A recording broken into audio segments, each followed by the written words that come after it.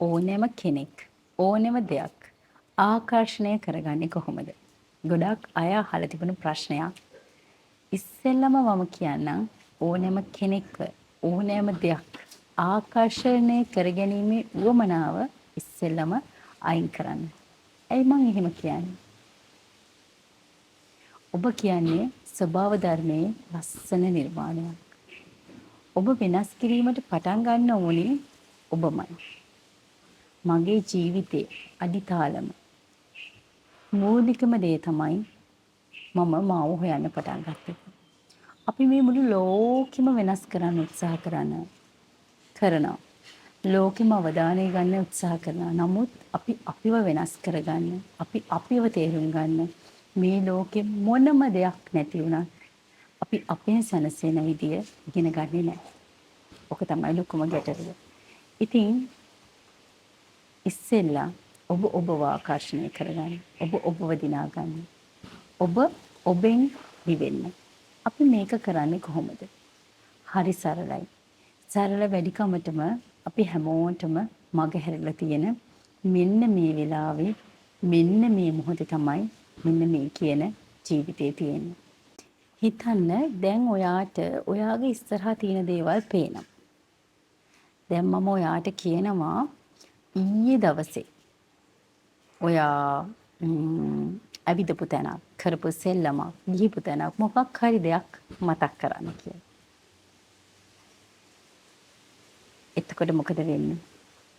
එතකොට වෙන්නේ ඔයාට මේ ඉස්සරහා පේන දේ නොපෙනී යනවා. නොපෙනී යනව නෙවෙයි. ඇත්තටම ඔයා අර මතකය ආවර්ජනය කරනවත් එක්කම මේ මොහොතේ ඔයාගේ ඇස් දෙක තිබුණාට ඇස් දෙකට පේන්නේ නැහැ. මේක මමත් අහපු දෙයක්. ඇත්තටම මට ඒ අහපු වෙලේ ඉඳන්ම මේක හොඳටම දැනෙන්න ගත්තා. ඒ නිසාමයි මම මේක ඔයාට කියන්න තීරණය කරේ. අපිට මේ වෙලේ සුළඟ දැනෙනවා. යම්කිසි දැනීම් ටිකක් දැනෙනවා. අපි වෙන දෙයක් ගැන හිතනවා. මේ හිතන වෙලාවට අපිට මේ කිසිම දැනීමක් ඇඟට දැනෙන්නේ නැහැ. ඒ කියන්නේ අපි මේ මොහොතේ නෙවෙයි ඉන්නේ. ඔයා වෙනුවෙන් හුස්ම ටික වැඩ කරනවා. ඔයාට දැනෙනවද? මතකවත් නැහැ. හැබැයි ඔයාගේ හුස්ම ටික වැඩ කරනවා. නේද? අක්මාව, පෙනහළු, වකුගඩු මේ ඔක්කොම ඔයා වෙනුවෙන් වැඩ.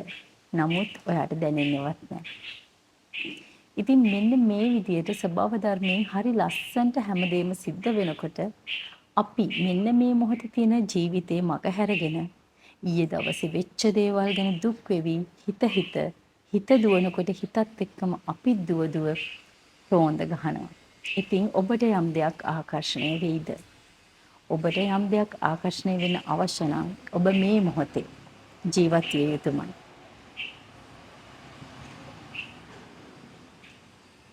මේ මොහොතේ සිහියෙන් ජීවත් විය යුතුමයි. ඒක ආරම්භයේදී ලේසි දෙයක් නෙවෙයි. මටත් එහෙමයි. අපි උත්සාහ කරන හුස්මට හිත තියාගෙන ඉන්න. දැනීම් එක්ක ඉන්න. පේන දේත් එක්ක ඉන්න. නමුත් අපේ හිත පුරුද්දට දුවනවා. හිත හොයන්නෙම කුණු ප්‍රශ්න.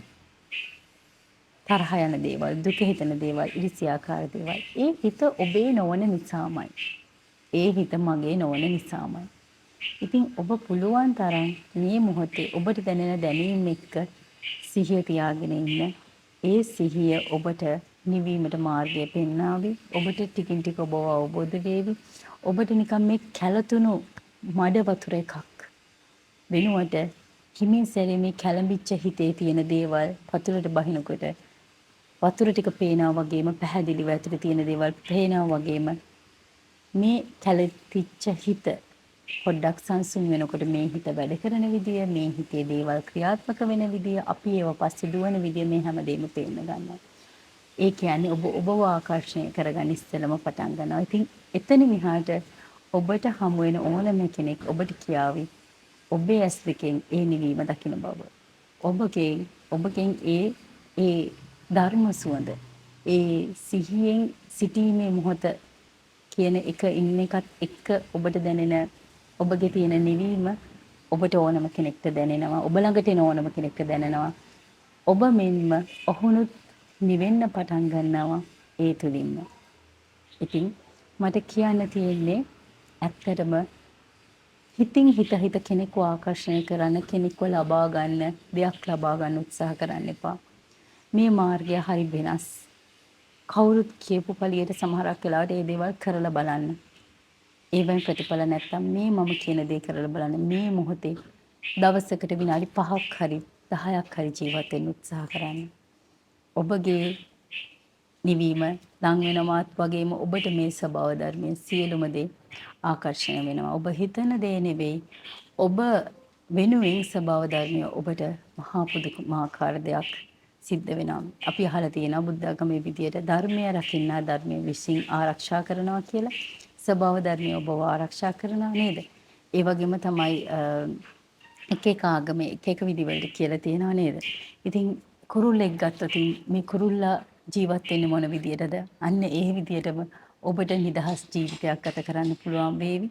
ඉතින් ඒ නිදහස් ජීවිතය ගත කරන්න ඔබ අනවශ්‍ය විදිහේ පීඩන අපේක්ෂාවන් නෙවෙයි ඔබ තියෙන්න ඕන ඔබ ගැන අවබෝධය සහ ඔබට යම්කිසි සැලසුමක් තියාගන්න. ඒ සැලසුම පැත්තකින් තියන්න. ඒ සැලසුම වෙනුවෙන් කරන්නේ අද දවසේ මොකද්ද? අන්න ඒ දේ කරන්න. හෙට දවසේ කරන්න ඕනේ මොකද්ද? හෙට දවසේදී ඒක කරන්න. අද දවසේදී අද දවසේ කරන්න. හෙට දවසේ දේ ගැන අද හිතලා පසුතැවෙන්න එපා. මේ මොහොතේ ජීවත් වෙන්න. මේ මොහොතේ ජීවත් වෙන ඔබගේ ජයග්‍රහණය වළක්වන්න කිසිම කෙනෙක්ට බෑ. ඔබගේ දිනම වළක්වන්න කිසිම කෙනෙක්ට බෑ. ඔබගේ නිවීම, ඔබගේ සාර්ථකත්වය වළක්වන්න කිසිම කෙනෙක්ට නෑ. මොකද ඔබ ස්වභාව ධර්මයේ දරුවෙක් නිසා. ඉතින් ආදරේ ගොඩක් ස්තුතියි. මට ගොඩාක් කාලයක් මේ පේජ් එක හරියට කරන්න බැරි වුණා. ඉතින් මම ආයෙ පටන් ගත්තේ ගොඩක් අයගේ අප ප්‍රශ්න සහ මමත් නැවත ධර්මය, මාර්ගය, භාවනාව මේ හැම දෙයකටම ගැඹුරින් කිඳා බහින්න නැවතත් ආරම්භ කරපු නිසා සහ මගේ ඇතුලේ නිවීම මිනිසුන්ගේ කතන්දර ඔබත් එක්ක බෙදා ගන්න ඕනි කියලා හිතන නිසා ඉතින් එකතු වෙන්න ඔබට තියෙන ප්‍රශ්න ගැටලු ඔබට තාන්න පුළුවන්. මට පුළුවන් විදිහට මම ඔබට උදව් කරන්න. ස්තුතියි.